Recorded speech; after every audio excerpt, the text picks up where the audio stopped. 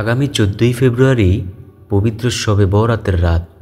এই শবে বরাতের রাত আসার আগ মুহূর্ত পর্যন্ত আমরা যদি এই 9টি আমল করতে পারি, ইনশাআল্লাহু তাআলা আল্লাহ যদি চায় আমাদের এই আমলগুলোর উসিলায় হয়তোবা পরকালের জিন্দেগিতে নাজাত দিয়েও দিতে পারে ইনশাআল্লাহ। প্রিয় দর্শক, আপনার কি জানতে মনে চায় কোন সেই 9টি আমল? তো জানতে চাইলে সম্পূর্ণ ভিডিওটি ধৈর্য সহকারে দেখতে থাকুন, ইনশাআল্লাহ জানতে পারবেন কোন সেই 9টি আমল। আমি একে একে প্রত্যেকটি আমলের সাথে আপনাদেরকে পরিচয় করিয়ে দেব। 1 নম্বর আমল হলো নবীজি সাল্লাল্লাহু আলাইহি ওয়াসাল্লাম ও আব্দুল্লাহ ইবনে আমর রাদিয়াল্লাহু তাআলা আনহু একই সাথে নামাজ পড়ছেন। আব্দুল্লাহ ইবনে আমর রাদিয়াল্লাহু তাআলা আনহু বলেন, আমি নবীজি সাল্লাল্লাহু আলাইহি ওয়াসাল্লামের সঙ্গে নামাজ আদায় করেছিলাম। এমন সময় উপস্থিত মুসল্লিদের মধ্য থেকে একজন বলে উঠল, আল্লাহু আকবার কাবীরা, আলহামদুলিল্লাহি কাসীরা ওয়া সুবহানাল্লাহি বুকরাতাও ওয়া আসীলা। নবীজি সাল্লাল্লাহু আলাইহি ওয়াসাল্লাম নামাজ শেষে জিজ্ঞেস করলেন, এই বাক্যগুলো কে বলেছ? উপস্থিত মুসল্লিদের মধ্য থেকে একজন বলল, আমি বলেছি ইয়া রাসূলুল্লাহ সাল্লাল্লাহু আলাইহি ওয়াসাল্লাম। নবীজি সাল্লাল্লাহু আলাইহি ওয়াসাল্লাম বলেন, এই বাক্যটা এতটাই দামি যে এই বাক্যর কারণে আল্লাহ রাব্বুল আলামিন আকাশের সব দরজাগুলো টাস টাস করে খুলে দিয়েছেন। সুবহানাল্লাহ, আল্লাহু আকবার। প্রিয় দর্শক, বুঝতে পেরেছেন এতটাই দামি একটি ভালো বাক্য হলো এই বাক্যটি। তো আমি আবার বলে দিচ্ছি সেই বাক্যটি হলো আব্দুল্লাহ ইবনে ওমর রাদিয়াল্লাহু তাআলা আনহু বলেন, নবীজি সাল্লাল্লাহু আলাইহি ওয়াসাল্লাম যখন নামাজ পড়াচ্ছিলেন তখন এক ব্যক্তি বলে উঠল, আল্লাহু আকবার কাবীরা ওয়ালহামদুলিল্লাহি কাসীরা ওয়া সুবহানাল্লাহি বুকরাতাও ওয়া আসীলা। নবীজি সাল্লাল্লাহু আলাইহি ওয়াসাল্লাম নামাজ শেষে জিজ্ঞেস করলেন, এটা কে বলেছ? ওই ব্যক্তি বলে উঠল, আমি ইয়া রাসূলুল্লাহ সাল্লাল্লাহু আলাইহি ওয়াসাল্লাম। নবীজি বলেন, আমি আশ্চর্য হয়ে গেলাম, এই বাক্যটা যখন পাঠ করেছিলে তখন আল্লাহ সুবহানাহু ওয়া তাআলা আকাশের সব দরজাগুলো খুলে দিয়েছেন। সুবহানাল্লাহ, আল্লাহু আকবার, আল্লাহু আকবার। তাই প্রিয় দর্শক, আমরাও সর্বদা এই বাক্যটা পাঠ করার চেষ্টা করব ইনশাআল্লাহ। 2 নম্বর যে আমলের কথা বলবো সে আমলটি হলো লা ইলাহা ইল্লাল্লাহ এর জিকির করা। আবু হুরায়রা রাদিয়াল্লাহু তাআলা আনহু বলেন, নবীজি সাল্লাল্লাহু আলাইহি ওয়াসাল্লাম বলেছেন, কোনো ব্যক্তি যদি পরিপূর্ণ বিশ্বাস নিয়ে এই কালিমা পাঠ করে, অর্থাৎ লা ইলাহা ইল্লাল্লাহ বলে, এই কালিমা পাঠকারীর জন্য আল্লাহ সুবহানাহু ওয়া তাআলা আকাশের দরজা সাথে সাথে খুলে দেন এবং এই কালিমাটুকু আরশে আজিমের কাছে পৌঁছে যায়। সুবহানাল্লাহ, যতক্ষণ না সে কবিরা গুনাহ থেকে বেঁচে থাকে। অর্থাৎ যদি কবিরা গুনাহ থেকে বেঁচে থাকতে পারে তাহলে এই কালিমা পাঠ করার সাথে সাথেই আরশে আজিমের সাথে গিয়ে ধাক্কা লাগে। সুবহানাল্লাহ, আল্লাহু আকবার। হাদিসের মধ্যে এসেছে, কোনো ব্যক্তি যদি দুনিয়াতে বৈশা বলে লা ইলাহা ইল্লাল্লাহ, এই কালিমার আওয়াজটুকু আরশে আজিমের সাথে গিয়ে ধাক্কা লাগে। আরশের কিনারা একটি নূরের খুঁটি রয়েছে, ওই খুঁটিটুকু জোরে জোরে কাঁপতে থাকে। আল্লাহ তখন ওই খুঁটিকে বলতে থাকেন, ও খুঁটি তুমি কেঁপো না, চুপ করো। খুঁটি বলতে থাকে, আল্লাহ, দুনিয়াতে আপনার একজন নগণ্য গোলাম, একজন বান্দাবান্দি আপনাকে বলেছে যে আপনি ছাড়া নাকি তার কোনো মাবুদ নেই, আপনি একমাত্র তার সত্তা। আল্লাহ তখন বলেন, ও খুঁটি আমি শুনেছি, তুমি চুপ করো। তখন খুঁটি বলতে থাকে, আল্লাহ, আমি কাঁপা বন্ধ করব না যতক্ষণ পর্যন্ত আপনি তাকে ক্ষমা না করবেন। তখন আল্লাহ সুবহানাহু ওয়া তাআলা সাথে সাথেই সে বান্দাকে অথবা সেই বান্দিটাকে ক্ষমা করে দেন এবং বলেন, ও খুঁটি যাও, আমি আমার বান্দাবান্দিটাকে ক্ষমা করে দিলাম, এইবার তুমি চুপ করো। এইবার সেই খুঁটি চুপ হয়ে যায়। সুবহানাল্লাহ। তাই প্রিয় দর্শক, বেশি বেশি পরিমাণে লা ইলাহা ইল্লাল্লাহ এর জিকির করব ইনশাআল্লাহ। হযরত মুসা আলাইহিস সালাম একদিন আল্লাহ তাআলাকে বলেন, আল্লাহ, আপনি আমাকে এমন একটি বাক্য শিক্ষা দেন তো যাতে আমি সেই বাক্যটা দিয়ে আপনাকে ডাকতে পারি। তখন আল্লাহ সুবহানাহু ওয়া তাআলা বলেন, ও নবী মূসা, তুমি বলো লা ইলাহা ইল্লাল্লাহ। নবী মূসা আলাইহিস সালাম বলেন, আল্লাহ, আমি চাইলাম আপনার নিকট দামি একটি বাক্য, আপনি আমাকে এত ছোট্ট একটা বাক্য বললেন। তখন আল্লাহ তাআলা বলেন, ও নবী মূসা শোনো, এই বাক্যটাকে তুমি ছোট মনে করিও না। এই বাক্যের ওজন এতটাই বেশি যে এই বাক্যটাকে যদি তুমি এক পালায় রেখে আরেক পালায় সমগ্র দুনিয়াটাকে আরেক পালায় রেখে ওজন দাও, তারপরেও এই বাক্যের ওজন বেশি হবে। সুবহানাল্লাহ, আল্লাহু আকবার। নবী মুহাম্মদ সাল্লাল্লাহু আলাইহি ওয়াসাল্লাম বলেন, যে ব্যক্তির জবানে শেষ কথা হবে লা ইলাহা ইল্লাল্লাহ, সে অবশ্যই জান্নাতি হবে। সুবহানাল্লাহ, আল্লাহু আকবার। হাশরের ময়দানে আল্লাহ তাআলা নবী মুহাম্মদুর রাসূলুল্লাহ সাল্লাল্লাহু আলাইহি ওয়াসাল্লামকে ডেকে বলবেন, ও আমার বন্ধু মুহাম্মদ সাল্লাল্লাহু আলাইহি ওয়াসাল্লাম, আপনি আপনার ওই সমস্ত উম্মতদেরকে লইয়া জান্নাতে প্রবেশ করুন, যায় লা ইলাহা ইল্লাল্লাহ বলেছে এবং এর উপর ঈমান এনেছে ও মৃত্যুবরণ করেছে। সুবহানাল্লাহ, আল্লাহু আকবার। তাই প্রিয় দর্শক, আমরাও বেশি বেশি পরিমাণে পাঠ করার চেষ্টা করব লা ইলাহা ইল্লাল্লাহ। তৃতীয় নাম্বার যে আমলের কথা বলবো, সে আমলটি হলো নবীজি সাল্লাল্লাহু আলাইহি ওয়াসাল্লাম বলেন, তোমরা বেশি বেশি আলহামদুলিল্লাহ এর জিকির করো। নবীজি সাল্লাল্লাহু আলাইহি ওয়াসাল্লাম বলেন, আলহামদুলিল্লাহ এতটাই দামি একটি জিকির যে এই জিকির মিজানের পাল্লাকে ভারী করে দিবে এবং দয়াময় মহান প্রভুর কাছে অনেক বেশি প্রিয় একটা জিকির। আলহামদুলিল্লাহ শব্দের অর্থ আল্লাহর নিয়ামতের প্রশংসা আদায় করা। আল্লাহ তাআলা পবিত্র কোরআনুল কারীমের মধ্যে বলেন, আমার যেই বান্দাবান্দি আমার নিয়ামত ভক্ষণ করার পরেও নিয়ামতের শুকরিয়া আদায় করে নাই, আমি তার নিয়ামত ছিনিয়ে নিই। আর যেই বান্দাবান্দি আমার নিয়ামত পাইয়া নিয়ামতের শুকরিয়া আদায় করেছে, আমি তার নিয়ামতকে বৃদ্ধি করে দেই। সুবহানাল্লাহ, আল্লাহু আকবার। তো প্রিয় দর্শক, বুঝতে পেরেছেন, যদি আপনি বেশি বেশি আলহামদুলিল্লাহ এর জিকির করেন, মিজানের পাল্লায় এই আলহামদুলিল্লাহ জিকির ডান দিক দিয়ে ভারী হয়ে যাবে ইনশাআল্লাহ।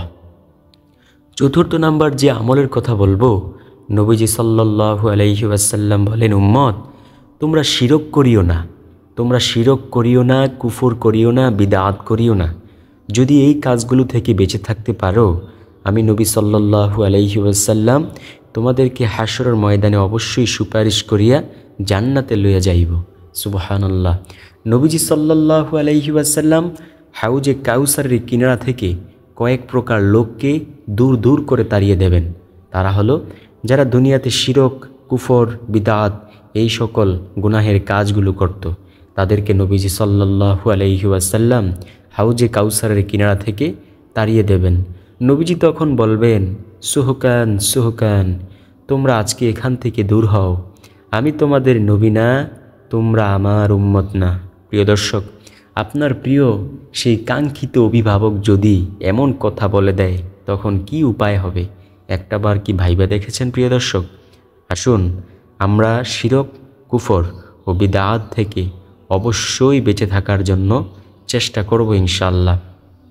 তারপরের যে আমল, অর্থাৎ চতুর্থ নাম্বার যে আমলের কথা বলবো, সে আমলটি হলো প্রত্যহ ফজরের সালাত আদায় করা। নবীজি সাল্লাল্লাহু আলাইহি ওয়াসাল্লাম বলেন, ফজরের সালাত আদায়কারীর জন্য বিশেষ কয়েকটি পুরস্কার রয়েছে। এক নাম্বার পুরস্কার হলো তার চেহারার মধ্যে নূর বৃদ্ধি পায়। দেখেন, ফজরের সালাতটা আদায় করিয়া সাথে সাথে যখন আপনি বাইরে বের হন, দেখবেন আপনি নিজেই কল্পনা অনুভূতি করতে পারবেন যে আপনার শরীরটা ঝলমল ঝলমল করতেছে। সারা দিন থেকে আপনার শরীরটা এখন অনেক সুন্দর লাগতেছে। এটা হলো আপনার শরীরের মধ্যে একটা নূর আল্লাহ তাআলা ঢুকিয়ে দেন। দ্বিতীয় নাম্বার পুরস্কার হলো ভালো রিজিক আল্লাহ তাআলা দান করেন। প্রত্যেক দিন ফজরের সময় দুইজন ফেরেশতা প্রতিটা মানুষের ঘরের দুয়ারে দুয়ারে চলে যায় রিজিক লইয়া। যেই মানুষ ঘুমের বিছানায় থাকে তার জন্য রিজিক দেওয়া হয়, তবে সেটা উত্তম রিজিক না। আর যেই ব্যক্তি নামাজ পড়তে চলে আসে এবং সংসারের অন্যান্য মানুষরাও নামাজ পড়ে উঠে নামাজ পড়ে, এই তাদের জন্য ফেরেশতারা আল্লাহ তাআলার পক্ষ থেকে ভালো রিজিক দান করে। এখন আপনি বলবেন, ভালো রিজিক আর মন্দ রিজিক কোনটা? মন্দ রিজিক হলো ৬০,০০০ টাকা বেতন পাইয়েও টেবিলের তল দিয়ে আরও 20-30 হাজার টাকা ঘুষ নিয়েও দিন শেষে সে অমুক ব্যাংকের কাছে দায়বদ্ধ থাকে, অমুক ব্যাংকের কাছ থেকে সে লোন আনে। আর অপরদিকে ইমাম সাহেব মাত্র 5,000, 6,000, 7,000 টাকা বেতন পাইয়া সুন্দর আরামসে তার দিনটা চলে যায়। এটাই হলো রিজিকে বরকত, ভালো রিজিক আর মন্দ রিজিক। ওই ব্যক্তিরটা হলো মন্দ রিজিক আর ইমাম সাহেবেরটা হলো ভালো রিজিক। আল্লাহু আকবার, আল্লাহু আকবার। তারপরের যে আমলের কথা বলবো, অর্থাৎ 5ম নাম্বার যে আমলের কথা বলবো, সে আমলটি হলো নবীজি সাল্লাল্লাহু আলাইহি ওয়াসাল্লাম বলেন, 2 চোয়ালের মধ্যবর্তী জিনিস জিহ্বা আর 2 রানের মধ্যবর্তী জিনিস গোপনাঙ্গকে যে হেফাজত করতে পারবে, আমি নবী জিম্মাদারি গ্রহণ করলাম, তাদেরকে অবশ্যই জান্নাতে লইয়া যাইব ইনশাআল্লাহ। 6ষ্ঠ নাম্বার আমল হলো নবীজি সাল্লাল্লাহু আলাইহি ওয়াসাল্লাম বলেন, আবু উমামা রাদিয়াল্লাহু তাআলা আনহু থেকে বর্ণিত, তিনি বলেন, আমি রাসূলে পাক সাল্লাল্লাহু আলাইহি ওয়াসাল্লামের জবান মুবারক থেকে শুনেছি, নবীজি বলেছেন, যে ব্যক্তি প্রত্যেক ফরজ সালাতের পর আয়াতুল কুরসি পাঠ করবে, সে মৃত্যুর পর সাথে সাথেই আল্লাহর জান্নাতে চলে যাবে। সে জান্নাতে চলে যেতে পারে না, তার একটা মাত্র বাধা, সেটা হলো মৃত্যু। যখনই সে মৃত্যুবরণ করবে, সাথে সাথেই আল্লাহর জান্নাতে চলে যাবে। সুবহানাল্লাহ, আল্লাহু আকবার। তাই প্রিয় দর্শক, প্রত্যেক ফরজ সালাত শেষে আয়াতুল কুরসি পাঠ করার মতো চেষ্টা করব ইনশাআল্লাহ। এখন আপনি বলবেন, আয়াতুল কুরসি আবার কোনটা? যারা না জেনে থাকেন তাহলে জেনে নিন। পবিত্র কুরআনুল কারীমের 2য় নাম্বার সূরা হলো সূরাতুল বাকারা, সবচেয়ে বড় সূরা। এই সূরাতুল বাকারার 255 নং আয়াত হলো আয়াতুল কুরসি। এটা আপনি ইনশাআল্লাহ শিখে নেবেন। এছাড়াও যদি না শিখতে পারেন, তাহলে প্রতি রাতে দেখে দেখে হলেও অথবা শুনে শুনে হলেও প্রতি রাতে নিয়মিত পাঠ করার মতো চেষ্টা করবেন। আর যখন শিখে ফেলবেন, প্রত্যেক ফরজ সালাতের পর আয়াতুল কুরসি পাঠ করবেন। নবীজি সাল্লাল্লাহু আলাইহি ওয়াসাল্লাম বলেন, যে ব্যক্তি এটা করবে, মৃত্যুর পর সাথে সাথেই আল্লাহর জান্নাতে চলে যাবে। সুবহানাল্লাহ, আল্লাহু আকবার। 6ষ্ঠ নাম্বারের যে আমলের কথা বলবো, সে আমলটি হলো রাতের শেষ প্রহরে উঠে নামাজ আদায় করা। নবীজি সাল্লাল্লাহু আলাইহি ওয়াসাল্লাম বলেন, বান্দাবান্দি রাতের বেলা ঘুমিয়ে যায়, মহান মালিক রাতের শেষ তৃতীয়াংশে প্রথম আসমানে আইসা সব বান্দাবান্দিদেরকে ডাকতে থাকে, ও আমার বান্দারা, ও আমার বান্দিরা, উঠো, আমি মহান মালিক এই মুহূর্তে প্রথম আসমানে আছি, আমার কাছে কিছু চাও। তোমাদের রিজিক দরকার? আমি মহান মালিকের কাছে চাও। কি দরকার? টাকা পয়সা দরকার? গুনাহ মাফ করানো দরকার? তুমি অনেক পেরেশানিতে আছো, কি চাইবা? যা চাইবা তাই পাইবা। সুবহানাল্লাহ। প্রিয় দর্শক, মহান মালিককে যদি কোনো বান্দাবান্দি একটা বার ডাক দেয় আল্লাহ, আল্লাহ সেই ডাকের জবাব নেন 70 বার। বারবার শুধু ডাকতে থাকে, ও বান্দা, ও বান্দি, কি হয়েছে? আমি মহান মালিকের কাছে বলো না। দেখেন আল্লাহর কত মায়া। আল্লাহ প্রতি রাতে প্রথম আসমানে আইসা ডাকতে থাকেন। সময়টা হলো 12টার পর থেকে ফজরের আগ পর্যন্ত। তখনই মানুষ তাহাজ্জুদের সালাত আদায় করে। সুবহানাল্লাহ, আল্লাহু আকবার। আল্লাহর মায়া ছিল 100 ভাগ, সেইখান থেকে আল্লাহ 99 ভাগ মায়া রাইখা দিয়েছেন, আর 1 ভাগ মায়া সারা পৃথিবীর সমস্ত প্রাণীকুলকে, সব কিছুকে, সৃষ্টিকুলকে ভাগ করে দিয়েছেন, যার কারণে সব সৃষ্টিকুলেই অপর সৃষ্টিকুলের প্রতি মায়া দেখায়। একটু মায়ার কারণে মা তার সন্তানকে ভুলতে পারে না, কত কষ্ট পায়। সন্তানকে একটা থাপ্পড় দিয়া আবার কত কষ্ট পায়। প্রিয় দর্শক, আর যে আল্লাহর 99 ভাগ মায়া রাইখা দিছেন, সেই মহান মালিকের কতটা মায়া। আল্লাহ তো চান না যে কেউই জাহান্নামে যাক, আল্লাহ চান সবাই জান্নাতে যাক। সুবহানাল্লাহ, আল্লাহু আকবার। 7ম নাম্বার যে আমলের কথা বলবো, নবীজি সাল্লাল্লাহু আলাইহি ওয়াসাল্লাম বলেন, ও উম্মত, আজান দিও। নবীজি বলেন, আমার উম্মতেরা যদি জানতো আজান দেওয়ার মধ্যে কত ফজিলত, কত সওয়াব নিহিত রয়েছে, তাহলে তারা আজান দেওয়ার জন্য লটারির ব্যবস্থা করত। সুবহানাল্লাহ, আল্লাহু আকবার। নবীজি সাল্লাল্লাহু আলাইহি ওয়াসাল্লাম বলেন, যে ব্যক্তি একটানা 12 বছর যাবত আজান দেওয়ার কাজে নিয়োজিত থাকবে, রব্বুল আলামিন তার জন্য জান্নাত অবধারিত করে দিবেন। আল্লাহু আকবার। হাশরের ময়দানে মুয়াজ্জিনের গলা সবচেয়ে লম্বা হবে। দূর থেকে মানুষগুলো দেখিয়া ঈর্ষা করতে থাকবে, হায়রে, কার এমন ধন্য কপাল, আমিও যদি দুনিয়াতে যদি আজান দিতে পারতাম, কার মাথায় আজকে নূরের টুপি পরিয়ে দেওয়া হচ্ছে। সুবহানাল্লাহ, আল্লাহু আকবার। এমনইভাবে মানুষগুলো এই পরকালের জিন্দেগিতে আফসোস করতে থাকবে। জান্নাতবাসীদের আফসোস হবে, হায় রে আর একটা বার যদি সুবহানাল্লাহ বেশি বলতাম। আর জাহান্নামবাসীদের আফসোস থাকবে, হায় রে একটু যদি আমল করতাম, যদি শিরক না করতাম, কুফর না করতাম, তাহলে তো আজকে আমরাও জান্নাতে চলে যাইতে পারতাম। এখন তো আর জীবনেও জান্নাতে যেতে পারবো না। আর জান্নাতের আফসোস থাকবে, একটু যদি আমলটা বাড়াইয়া করতে পারতাম। সুবহানাল্লাহ, আল্লাহু আকবার। নবীজি বলেন, মুয়াজ্জিন সাহেব যখন আজান দেয়, আজানের সওয়াব যতদূর পর্যন্ত যায় ততদূর পর্যন্ত তাকে ক্ষমা করে দেওয়া হয়। আল্লাহু আকবার, আল্লাহু আকবার। 8 নাম্বার যে আমলের কথা বলবো, সে আমলটি হলো নবীজির প্রতি দরুদ পাঠ করবেন। যেই নবী আমাদের জন্য সারাটা জিন্দেগি ভর কান্না করে গিয়েছেন, সেই নবীর জন্য আমরা কেন দরুদ পাঠ করতে পারবো না? প্রিয় দর্শক, আমরা অবশ্যই নবীর প্রতি বেশি বেশি পরিমাণে দরুদ পাঠ করব। কি দরুদ পাঠ করবেন? সাল্লাল্লাহু আলাইহি ওয়াসাল্লাম। এই দরুদ বেশি বেশি পরিমাণে পাঠ করবেন।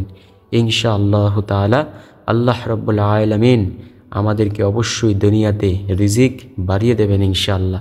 নবীজি বলেন, আমার উম্মতেরা যদি চায় তার গুনাহগুলো ক্ষমা করে দেওয়া হোক, তাহলে সে যেন বেশি বেশি পরিমাণে দরুদ পাঠ করে। অর্থাৎ একবার যে দরুদ পাঠ করলো, আল্লাহ সাথে সাথে তার 10টা গুনাহ ক্ষমা করে দিবেন।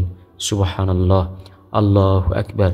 তারপরের যেই আমলের কথা বলবো, অর্থাৎ 9 নাম্বার আমল হলো সালাত আদায় করা। অর্থাৎ এক ফরজ সালাত থেকে অপর ফরজ সালাত পর্যন্ত এই বসে থাকা।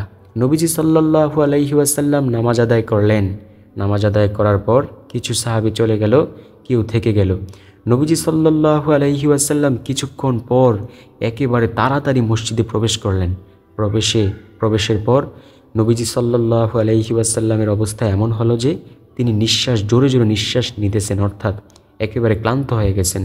নবীজি হাঁটু গেড়ে বসে বললেন, ও সাহাবীরা শোনো, তোমাদের জন্য সুসংবাদ। যে ব্যক্তি এক ফরজ সালাত থেকে অপর ফরজ সালাত পর্যন্ত মসজিদে অপেক্ষা করবে, তার জন্য আল্লাহ তাআলার আকাশের দরজাগুলো টাস টাস করে খুলে দেওয়া হয়।